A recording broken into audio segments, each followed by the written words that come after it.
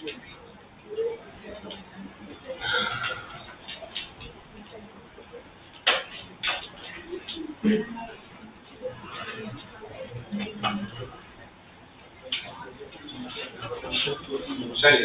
अब ये तो हो गया इनर्शिया का काम तमाम। अब डालेंगे न्यूटन बाबा का first law, Newton's first law.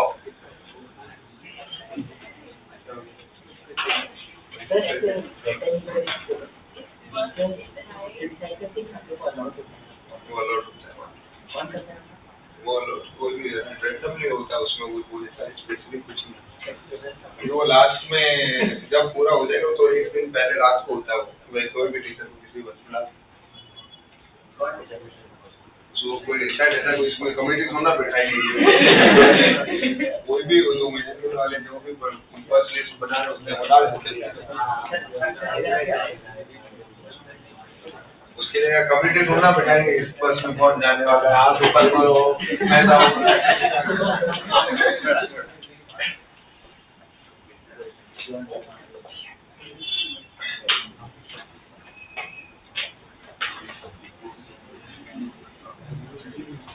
चलिए, यहाँ तक हो गया है। जब तुम्हें कौन चाहिए? कोई भी तो चाहिए। कौन? विजय सर के बस में ज्यादा मजा आता है। हम सबसे ज्यादा खुश कर रहे हैं कि अंकित सर नहीं है। विजय सर की बस में तो ज्यादा मजा आता है। मैं आपको आप खुद बोलेंगे विजय सर की बस में ज्यादा। विजय सर की बस में ज्यादा मजा इनसे, मतलब जो आपको गाने वाने और वो सब चाहिए, वो सब टाइम पास विजय सर कर रहे हैं।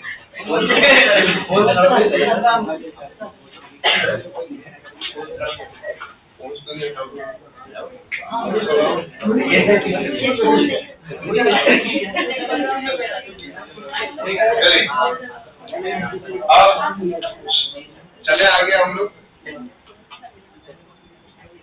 चलिए, अब इस केस में इनर्शिया हमारा हो गया है, इनर्शिया ऑफ मोशन हो गया, इनर्शिया ऑफ रेस्ट हो गया, इनर्शिया ऑफ डायरेक्शन हो गया। ये तीनों चीजें आपको समझ में आ गया है।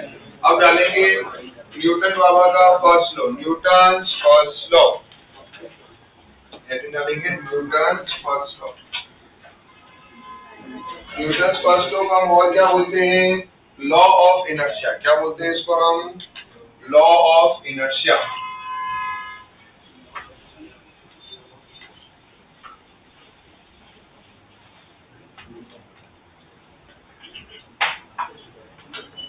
Law of inertia.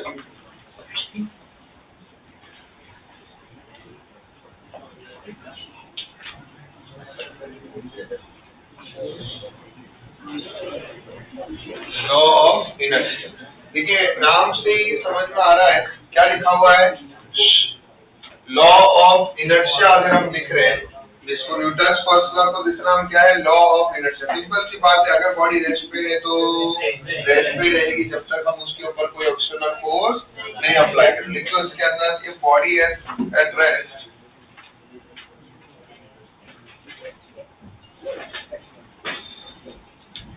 then it remains at rest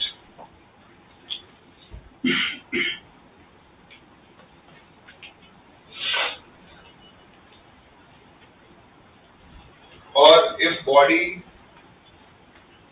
is moving with constant velocity, then it continue to move with constant velocity until unless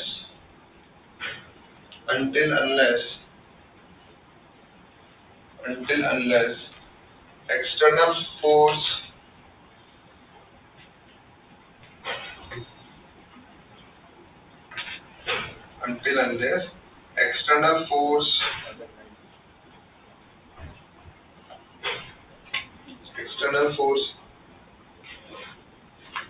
is not applied. Until unless external force is not applied. Clear हो गया यहाँ पे?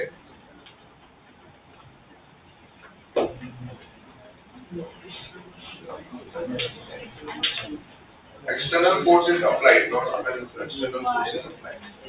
जब तक external force नहीं लगेगा तब तक वो जिस स्टेट पे है उसी स्टेट पे रहेगी। क्लियर है?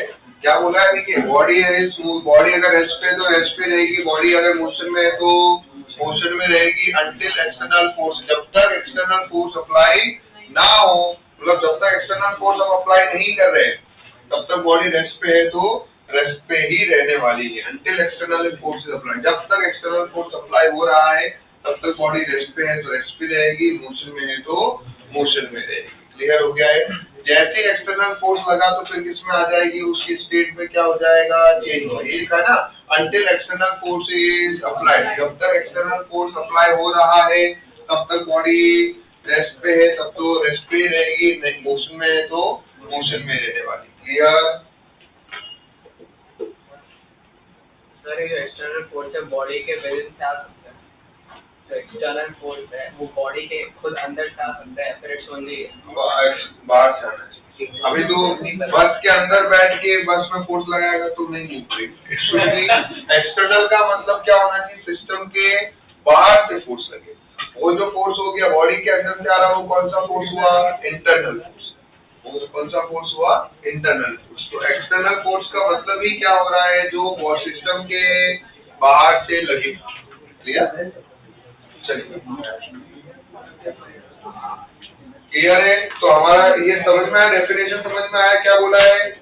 Then it is continued to move with the constant velocity until and unless external force is applied। जब तक external force applied होगा, है ना, उससे पहले क्या हो, बॉडी अगर रेस्ट पे है तो रेस्ट पे रहेगी, मोशन पे है तो मोशन में रहेगी। क्लियर? कोई कंफ्यूजन इसके अंदर ना। अब उसके बाद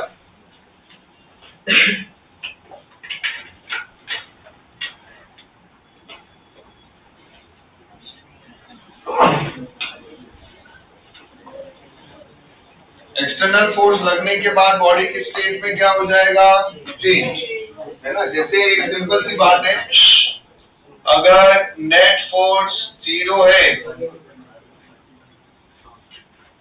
तो उस केस में क्या होता है, नेट फोर्स इक्वल टू क्या होता है, मास इनटू एक्सेलरेशन।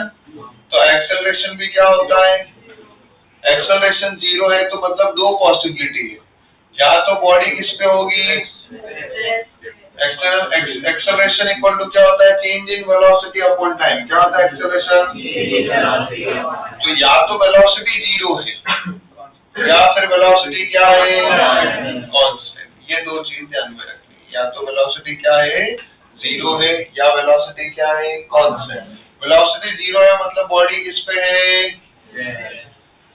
रेस्ट पे है तो रेस्ट पे रहेगी, और वेलोसिटी कांस्टेंट है तो बॉडी किससे मूव कर रही है, कांस्टेंट वेलोसिटी से। इस मोशन को बोलते हैं यूनिफॉर्म मोशन। क्या बोलते हैं, मूव विद कांस्टेंट वेलोसिटी। याद रखो, जब भी ऐसा लिखा हो body move with constant velocity, ऐसे मोशन को क्या बोला जाता है, यूनिफॉर्म मोशन। क्या बोलते हैं इसको हम, यूनिफॉर्म मोशन। क्लियर?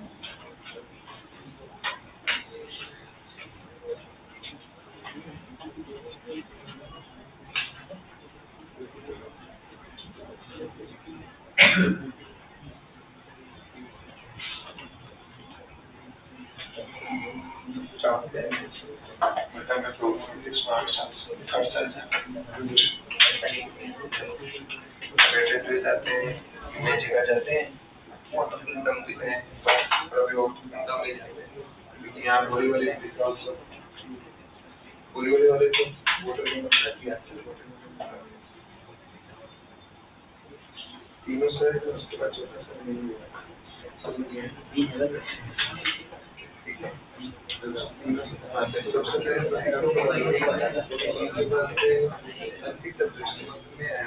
उसके बाद चलिए यहाँ तक क्लियर है। अब रुशांक वो हमारे student, Rushank is the first student of the period, batch 1 के स्टूडेंट। तो जब रुशांक से 12th में थे तो मैं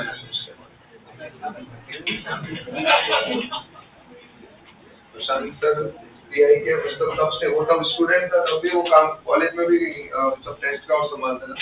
उसके बाद इंजीनियरिंग कंप्लीट होगी, अभी टीचिंग भी करता है मैनेजमेंट। चलिए फिजिक्स एटी बैच में फिजिक्स पढ़ा। चलिए अब यहाँ तक क्लियर हो गया ना। अब उसके बाद में जो है इनर्शिया क्लियर हो गया हम लोगों को, फर्स्ट लॉ क्लियर हो गया है। अब next is the linear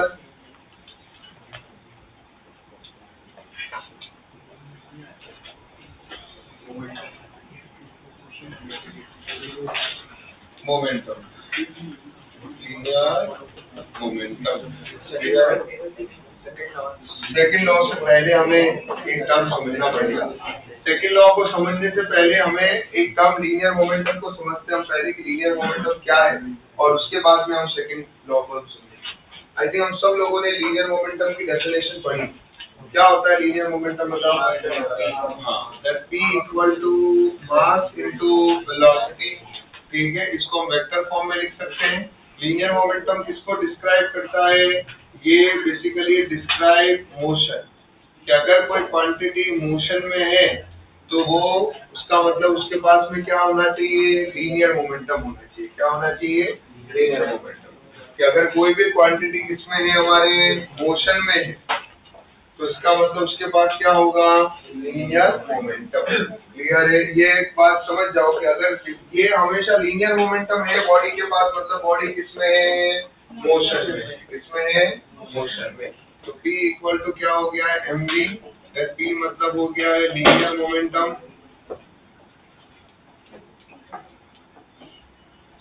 m मतलब क्या हो गया है? Mass of body. v मतलब क्या है? Velocity of body. क्लियर हो गया यहाँ पे? इसका मतलब एक चीज और समझ पा रहे होंगे कि लीनियर मोमेंटम कौन सी क्वांटिटी है? वेक्टर क्वांटिटी है। हाँ जी, तो m और v वेक्टर क्वांटिटी है। ये कौन सी क्वांटिटी है? हमारे वेक्टर। ये कौन सी क्वांटिटी है? स्केलर इनटू वेक्टर करते हैं तो क्या मिलता है? वेक्टर मिलता है। ये तो पता है हम लोगों को। अब उसके बाद इसकी डायरेक्शन की बात करेंगे, तो डायरेक्शन क्या होगी बताओ? Direction of linear momentum is same as direction of velocity. तो जो वेलोसिटी की डायरेक्शन होगी वही लीनियर मोमेंटम की डायरेक्शन होगी। क्लियर? यूनिट क्या होगी बताओ? इसका यूनिट है हमारे पास KG metre per second. KG metre per second. उसके बाद एक और चीज आती है जिसको हम बोलते हैं चेंज इन मोमेंटम। क्या बोलते हैं? Change in momentum. मोमेंटम में चेंज को अभी समझना है।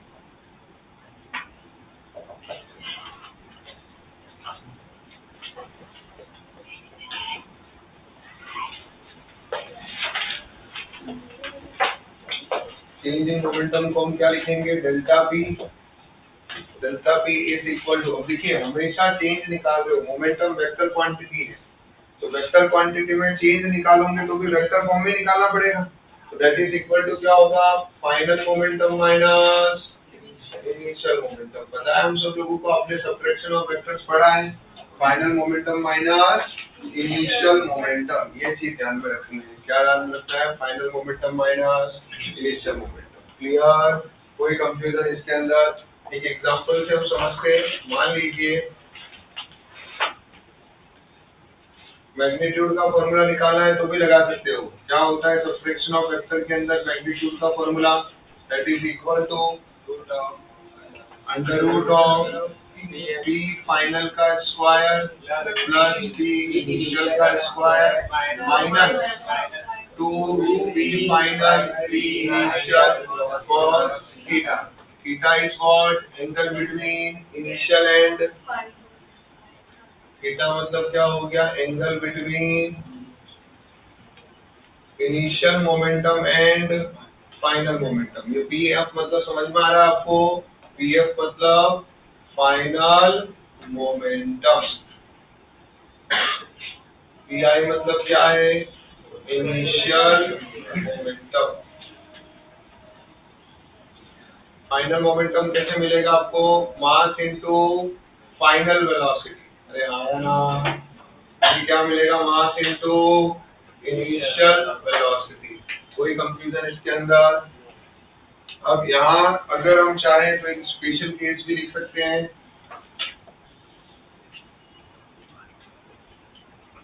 और ये सब आपने वेक्टर में किया है, लीनियर इसके सब्ट्रैक्शन में आपको सर ने केसेस लिखवाए होंगे। क्या होगा, इफ मैग्नीट्यूड ऑफ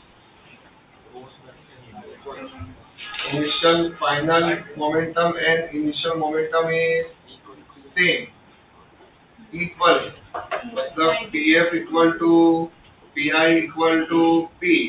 तो आपके पास चेंज इन मोमेंटम का वेक्टर फॉर्म में क्या आएगा, 2 times of 3 into sine theta by 2। अरे आया ना, ये पता है हम सब लोगों को।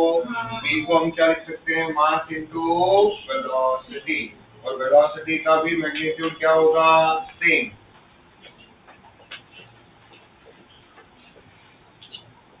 ये लिखा है हम लोगों ने नोट, डिराइव किया होगा, सर ने बताया होगा ना ये कैसा है।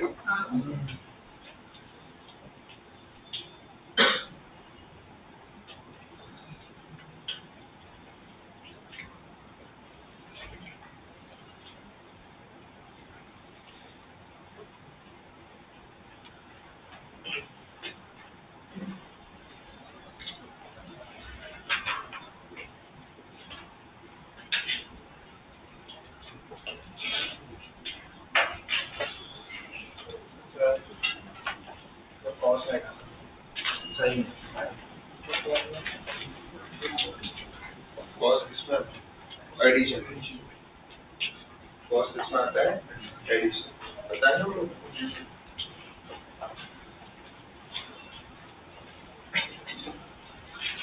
चलिए अभी कुछ एग्जांपल्स देख लेते हैं हम लोग, या इसको केसेस में डाल देंगे। केस नंबर 1 हो गया, केस नंबर 2, ठीक है।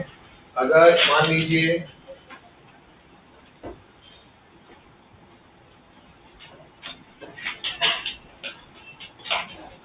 कोई भी बॉल जो है वो हिट कर रही है, स्ट्राइक कर रही है विद द वेलोसिटी v के साथ,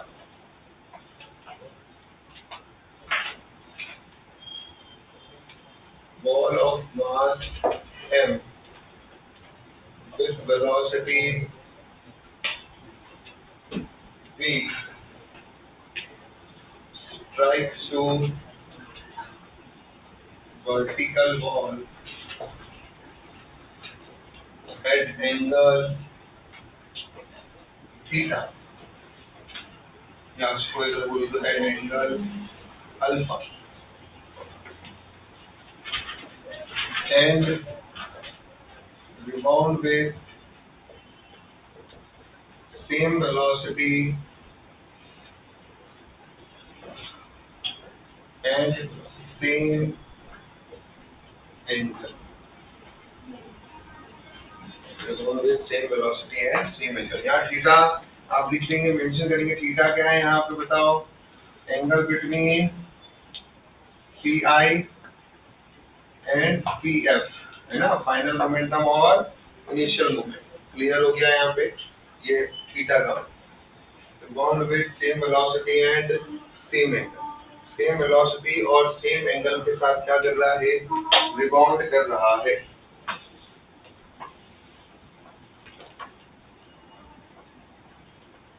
rebound with same velocity and same angle.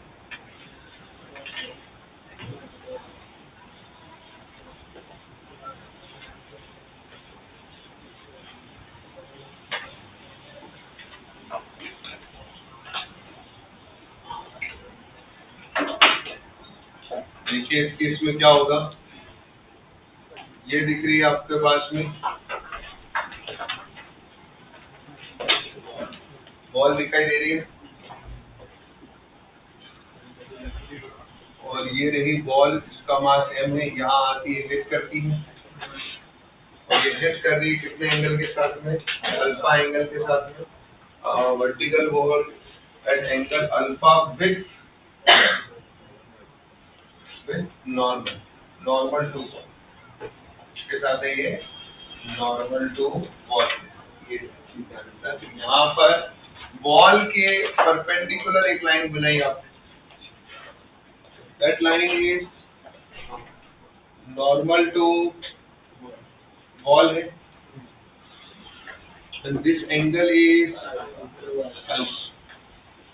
बोला हिट करके सेम वेलोसिटी से रिबाउंड हो रही है, गई इधर कितनी वेलोसिटी से आई v से, गई कितनी वेलोसिटी से v से, और ये एंगल भी कितना बनाया अल्फा। और हमें क्या निकालना है, हमें क्या फाइंड करना है बताओ, चेंज इन मोमेंटम का मैग्नीट्यूड, क्या निकालना है, चेंज इन मोमेंटम का magnitude. There are two way, एक तो तरीका जो मैं हमेशा बोलता हूँ और हमें वही प्रेफर करना चाहिए, that is the best way, वो है कि आप वेक्टर फॉर्म में जाके करो। किसमें करो, आप हटाओ ये सबसे पहला तरीका ये होगा कि आप वेक्टर फॉर्म में करो, final momentum minus initial, final momentum minus initial. तो अभी यहाँ पे सबसे पहले ये देखो, ये रहा इधर की तरफ, ये एम वी है, यही तुम्हारा इनिशियल मोमेंटम का मैग्नीट्यूड है, और यहाँ एंगल अल्फा बन रहा है। तो रिजॉल्व करो, रिजॉल्व करना आता है हम सब लोगों को, कैसे रिजॉल्व करेंगे, अगर ऐसे जा रहा है एरो, ये एरो इधर की तरफ है, तो एरो देख के आप आइडेंटिफाई कर सकते हो कि अगर मैं एक्स में रिजॉल्व करूंगा तो एरो किधर आएगा, इस तरफ, वाई में देखूंगा तो एरो किधर आएगा, नीचे की तरफ। तो ये मेरे पास में एक किया है। उसके बाद में दूसरी एक लाइन याद रखो, जिसके साथ एंगल बने उधर कौन सा कंपोनेंट फोर्स देने का, ये लाइन हमेशा याद रखो, जिसके साथ एंगल, ये रहा initial momentum MV, magnitude MV है, रिजॉल्व किया तो क्या आया, एमवी कॉस अल्फा, जो उसके परपेंडिकुलर है उधर क्या आएगा, बरोबर।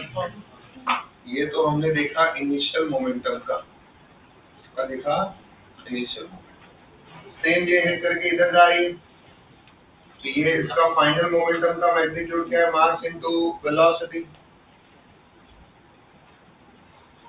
ये एंगल कितना है, अल्फा, जिसके साथ एंगल बने वो कौन सा component, cos, that is MV cos alpha, जो उसके परपेंडिकुलर है वो कौन सा है, एमवी साइन अल्फा।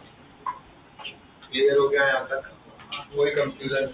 अब क्या इन दोनों को हम वेक्टर फॉर्म में लिख सकते हैं क्या, यहाँ से बताइए इनिशियल हमारा फाइनल मोमेंटम क्या होगा बताओ, यहाँ से वेक्टर फॉर्म में लिखना है। क्या ये नीचे जा रहा है हमारा वाई डायरेक्शन, ये नेगेटिव एक्स में जा रहा है, इसको लिखेंगे minus of M B cos alpha I cap, minus of M B sine alpha cap, ये तो हुआ final momentum, minus of initial momentum क्या होगा, देखो ये किधर जा रहा है, पॉजिटिव एक्स में, M B cos alpha positive I cap, ये किधर जा रहा है, नेगेटिव जे कैप, बरोबर।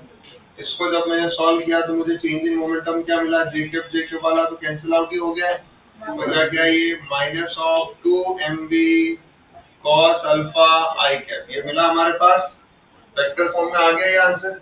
अगर मैग्नीट्यूड निकालना है तो क्या करो बताओ, हमेशा याद रखो वेक्टर का मैग्नीट्यूड क्या होता है, पॉजिटिव, वेक्टर का मैग्नीट्यूड हमेशा क्या होता है, और वो डायरेक्शन किसके साथ जाती है, नेगेटिव साइन किसके साथ जाता है, डायरेक्शन। अब यहाँ पे आपको under root of x component का स्क्वायर वाई कंपोनेंट का स्क्वायर करने की जरूरत नहीं है, एक्स का ही कंपोनेंट है, तो under root of x component का स्क्वायर करोगे तो क्या बचेगा, एक्स कंपोनेंट ओनली। तो सीधा अभी क्या लिख सकते हो, मैग्नीट्यूड क्या हुआ इसमें, माइनस आई कैप क्या दिखा रहा है, डायरेक्शन, और मैग्नीट्यूड क्या है, 2 mb cos अल्फा, क्या है मैग्नीट्यूड, 2 mb cos अल्फा। इसको एज अ शॉर्टकट हम याद रख सकते हैं, अगर जब भी कोई बॉडी जो है और अगर अल्फा एंगल से और v वेलोसिटी के साथ हिट करती है किसी बॉल पे, और हिट करके अगर सेम वेलोसिटी के साथ क्या कर जाए, रिबाउंड कर जाए, क्या कर जाए, रिबाउंड कर जाए, तो इसका मतलब जो है हमारा चेंज इन मोमेंटम क्या होगा, 2mv cos अल्फा के इक्वल, किसके इक्वल होगा, 2mv cos अल्फा। अगर आपको ये फॉर्मूला लगाना है थीटा वाला, तो उस केस में इनिशियल और फाइनल के बीच का एंगल निकालना है, और जब आप एंगल निकालते हो तो क्या याद रखते हो, टेल से टेल मिलाते हो, क्या करते हो आप, इसको हम आगे की तरफ ले लेते हैं, और टेल से टेल मिलाना है तो उसके इसमें ये कितना हो जाएगा बताओ, इसको हम पैरेलल शिफ्टिंग करेंगे, पैरेलल शिफ्टिंग करेंगे तो ये कितना एंगल हो गया भाई हमारे पास 2 अल्फा, और ये एंगल है तुम्हारे पास में थीटा, ठीक है। तो इसको आप चाहे तो ये बोल सकते हो 180 माइनस अल्फा। इस थीटा को हम क्या बोलते हैं, एंगल ऑफ डिफ्लेक्शन, क्या बोलते हैं इसको हम, एंगल ऑफ डिफ्लेक्शन। तो अगर आप ये फॉर्मूला लगाओगे यहाँ डाल के, आप डाल के देखो यही फॉर्मूला आ जाएगा सेम टू सेम। आप थीटा की जगह 180 माइनस 2 अल्फा डालो, आपको यही फॉर्मूला मिल रहा है, 2mv cos अल्फा मिलेगा। थीटा की जगह 180 माइनस 2 अल्फा डालो, 180 बाय 2 कितना हुआ 90, माइनस 2 अल्फा बाय 2 कितना हुआ alpha, 90 minus alpha, sin 90 minus alpha क्या है, cos अल्फा। देखो वही फॉर्मूला है, क्लियर है। तो इसको एज अ शॉर्टकट हम यूज कर सकते हैं, क्लियर।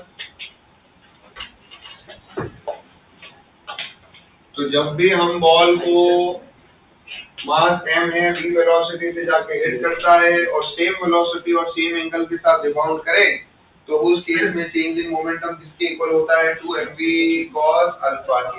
कैसे आया वो मैंने डिराइव किया है, आपको चेंज इन मोमेंटम निकालना था, चेंज इन मोमेंटम मतलब सब्ट्रैक्शन करना है। अब सब्ट्रैक्शन करना है तो बेटर है आप उसको वेक्टर फॉर्म में ही करो, बाद में मैग्नीट्यूड के फॉर्मूला हटाओ, हमेशा किसमें करो, वेक्टर फॉर्म में। वेक्टर फॉर्म में करना था तो हमने पहले इनिशियल मोमेंटम निकाला। इनिशियल मोमेंटम कैसे निकाला भाई, यहाँ पे एंगल में दिया, ना तो वो x में ना y में, तो उसको रिजॉल्व करके उसके xy कंपोनेंट निकाले, फाइनल के भी रिजॉल्व करके क्या निकाले, xy कंपोनेंट निकाले, और उससे मुझे इनिशियल मोमेंटम और फाइनल मोमेंटम मिला।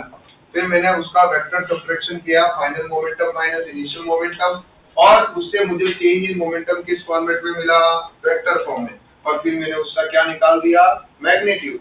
मैग्नीट्यूड में ध्यान रखना, नेगेटिव साइन कभी भी मैग्नीट्यूड में डालते हैं तो सिर्फ किसी भी कोई भी वेक्टर हमेशा क्या होता है, पॉजिटिव रहता है। वेक्टर का मैग्नीट्यूड हमेशा क्या रहता है, पॉजिटिव।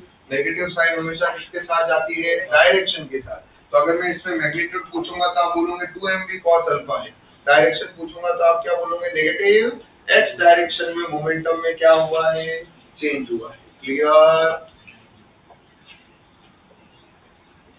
क्या चेंज इन मोमेंटम सबको क्लियर है, कोई कंफ्यूजन किसी को,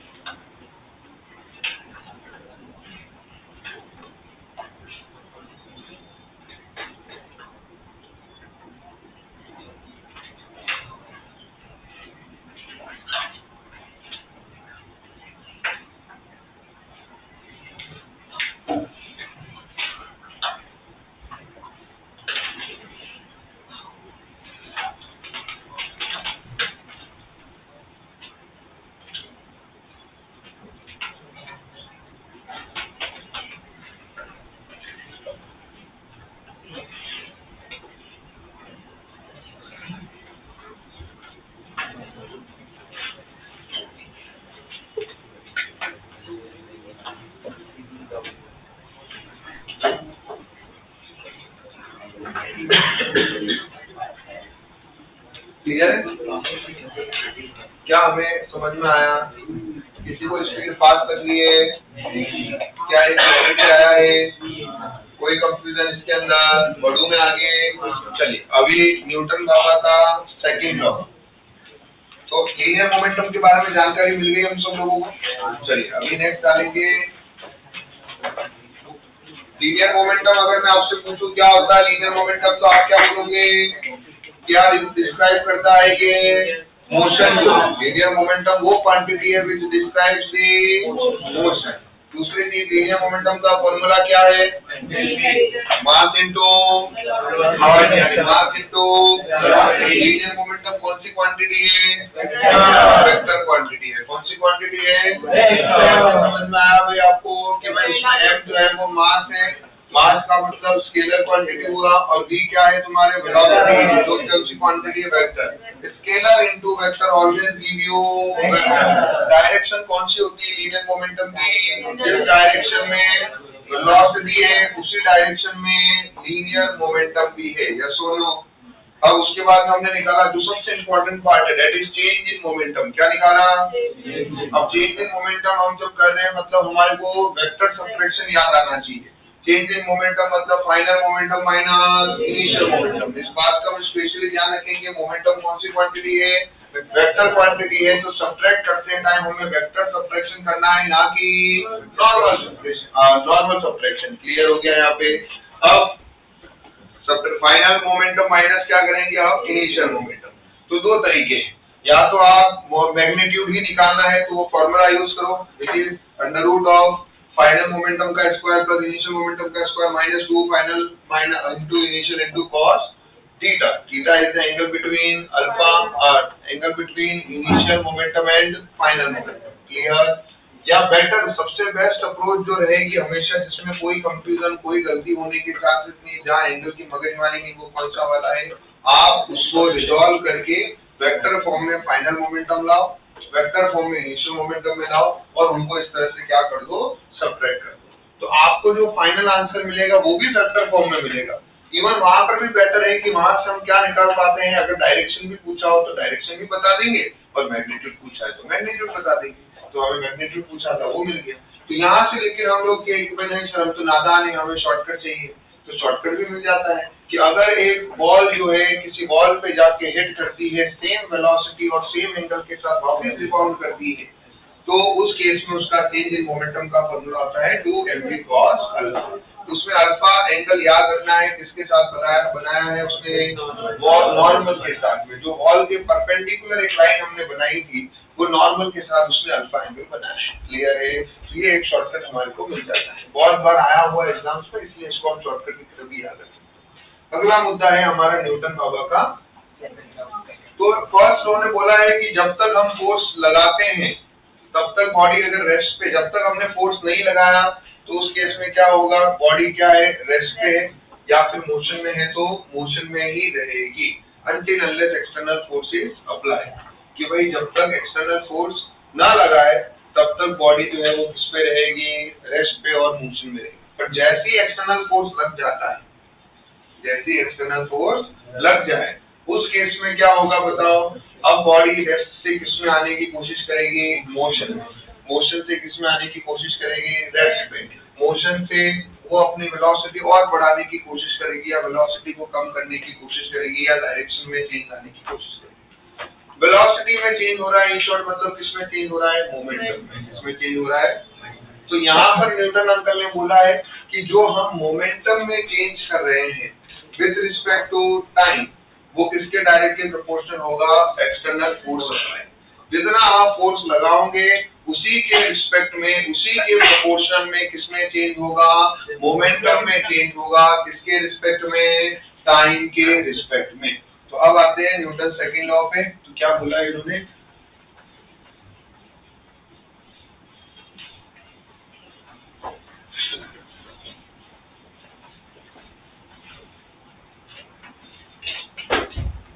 अब असली लॉज ऑफ मोशन हमारा शुरू होगा। ठीक है, अब तक तो मैं आपको बाकी सारी चीजें बताते जा रहा हूँ, वेक्टर सबट्रैक्शन एंड ऑल। ठीक है, अब हमारा लॉ ऑफ मोशन चालू होने वाला है। तो उसने क्या बोला है कि ये यहाँ external force, this is your net external force, is directly proportional to rate of change of linear momentum of body या सिस्टम. ठीक है, तो यहाँ पे ये लिखा हमने प्रोपोर्शनलिटी के साइन को हटा के तो कांस्टेंट क्या आता है dp upon dt. Linear momentum में चेंज रेट है, तो रेट का मतलब अभी हम क्या बात कर रहे होंगे, रेट का मतलब हमने उसको टाइम के रिस्पेक्ट में डिफरेंशिएट कर दिया और ये कांस्टेंट के क्या होता है 1. तो आपके पास एक फॉर्मूला आ गया है external force, net external force is equal to dp upon dt. Vector form में लिखना है तो ये इस तरह से लिख सकते हैं. This is your net external force.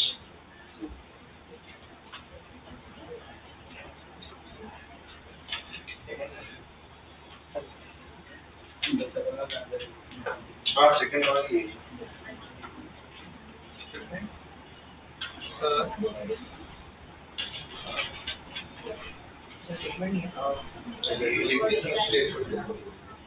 net external force is directly proportional to rate of change of linear momentum.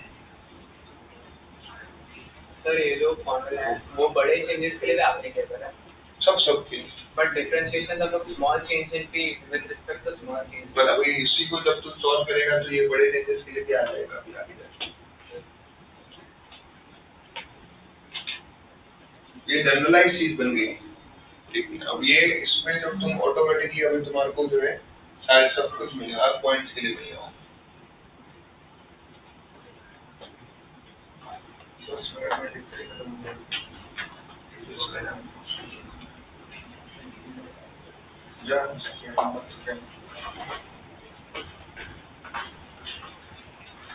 अब ये एक नोट में एक और चीज लिखेंगे इसके नीचे.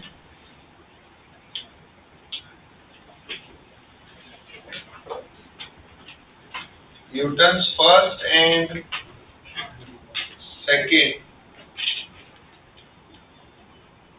both laws are applicable only for inertial frame. इसके लिए applicable है, ये नॉन इनर्शियल फ्रेम के लिए ये Newton first and second law applicable नहीं है. उनको एप्लीकेबल बनाने के लिए जुगाड़ लगाना पड़ता है, वो हम बाद में बताएंगे आपको. तो ये दोनों ही किसके लिए एप्लीकेबल है, इनर्शियल फ्रेम्स के लिए एप्लीकेबल है.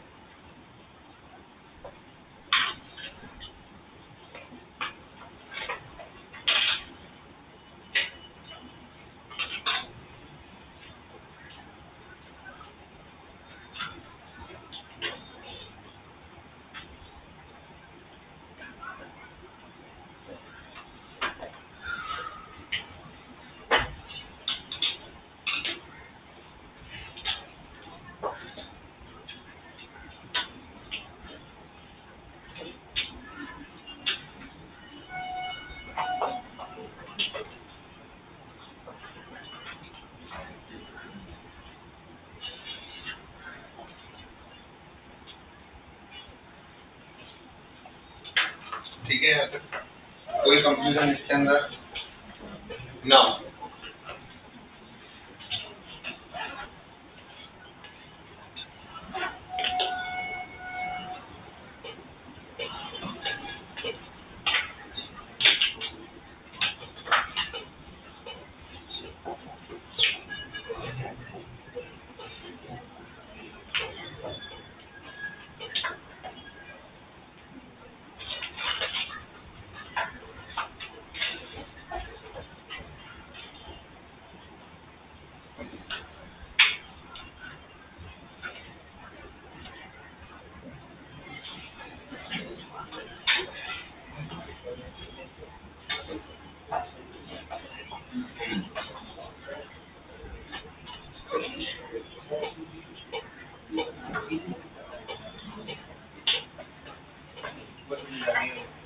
चलिए अब इसमें दो केस लिखेंगे हम लोग.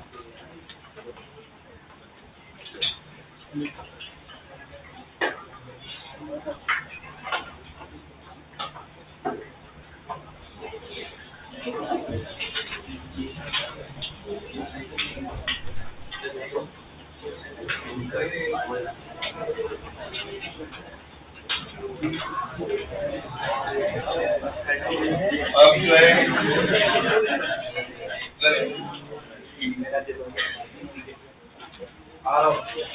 आरुष, आदित्य, आयुष, चिन्मय, धैर्य,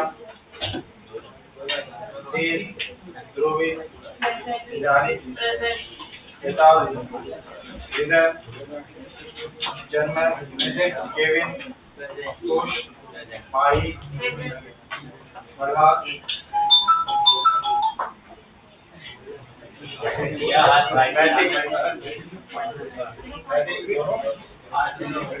पलक, सराव, रचित, प्रज्वल, प्रथम, वैनी, सागर, शिवम, शिवांग, शौर्य, सिया, सोहम, तीशा,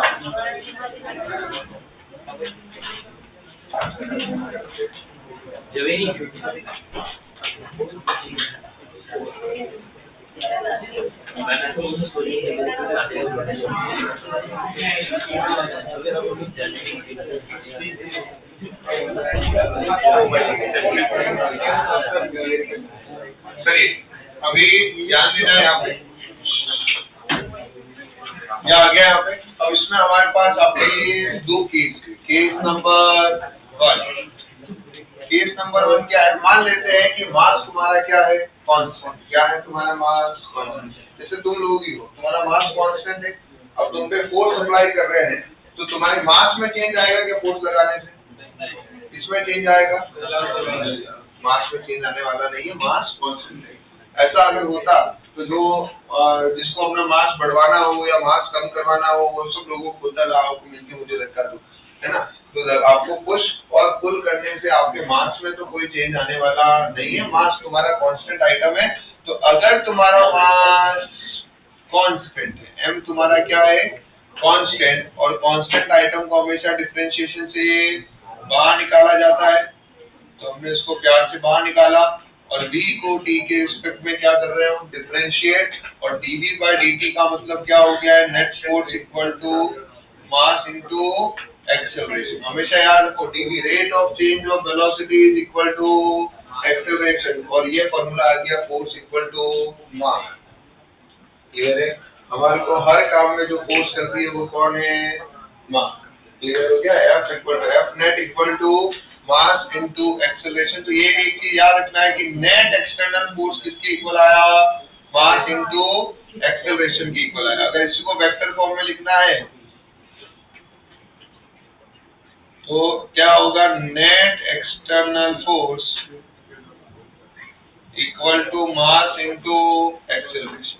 ठीक है, कोई कंफ्यूजन इसके अंदर। अब दूसरा, हम हमेशा सोचते हैं कि सर फोर्स का फॉर्मूला मास इनटू एक्सेलरेशन है, बट एक्चुअली में ट्रू फॉर्मूला जो है वो क्या है, dp अपॉन dt। क्या है true formula, dp upon dt, rate of change of linear momentum. उसका एक केस है जब मास कांस्टेंट होगा, वो कौन सा है, मास इनटू एक्सेलरेशन। क्लियर।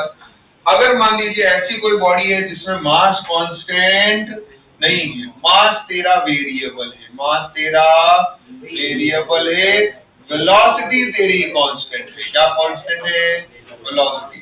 सर ऐसा कौन सा केस होगा, मान लीजिए आप पाइप में से वाटर निकल रहा है, पाइप में से क्या निकल रहा है, वाटर निकल रहा है। क्या वाटर का मास कांस्टेंट है, नहीं, वाटर का मास टाइम पे डिपेंड कर रहा है कितनी देर तक निकलेगा। तो वाटर का मास क्या है, वेरिएबल है, पर उस पाइप से निकलने वाले वाटर की वेलोसिटी कांस्टेंट है। तो वहां जो फोर्स लग रहा है वो कौन सा लग रहा है, यह जो अभी हम लिखेंगे।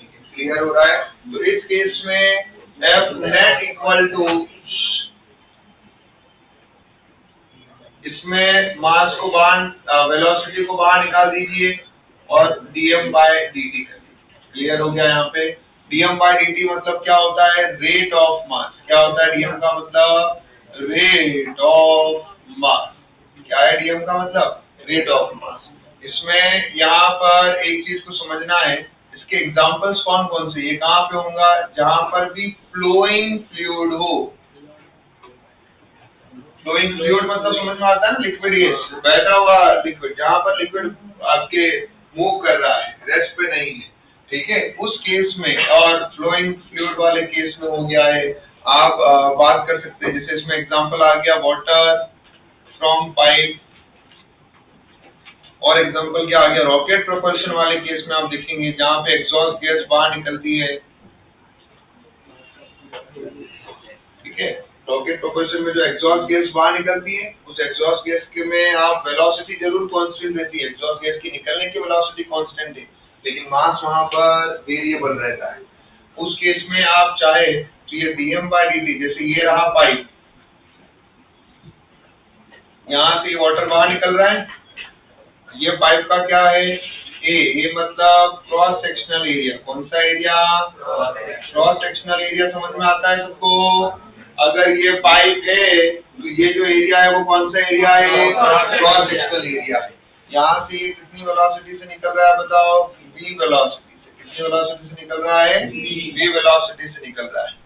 तो इस केस में आप ध्यान से देखो dm/dt है, d/dt, इसको लिखेंगे डेंसिटी इनटू वॉल्यूम, क्या लिखेंगे, मास को डेंसिटी इनटू वॉल्यूम, फॉर्मूला पता है ये, डेंसिटी इक्वल टू क्या होता है, mass upon our area, density equal to क्या होता है, मास को क्या लिख सकते हैं हम, डेंसिटी इनटू वॉल्यूम। डेंसिटी को किससे डिनोट किया जाता है, रो से, किससे डिनोट किया जाता है, ये जो डिनोट किया है ये किससे डिनोट किया हमने, रो से। और वॉल्यूम को क्या लिखेंगे बताओ, एरिया इनटू लेंथ, वॉल्यूम को क्या लिख सकते हैं हम, एरिया इनटू लेंथ, लेंथ क्या है यहाँ पर x, अब ये यहाँ रो भी कांस्टेंट है, ये भी कांस्टेंट है, dx/dt।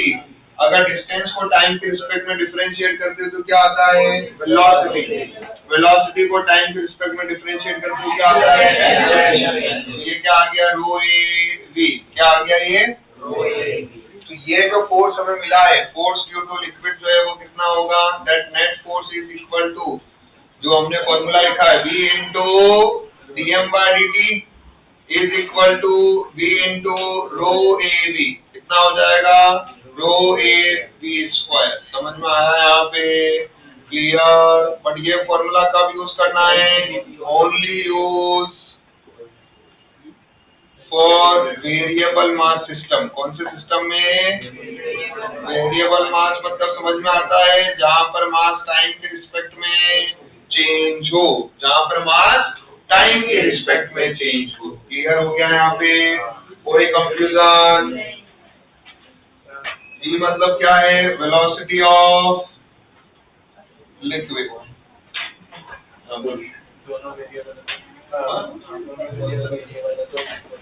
दोनों वेरिएबल है तो फिर डिफरेंशिएट करने का, मास को भी रखने का, वेलोसिटी भी रखने का, डिफरेंशिएट।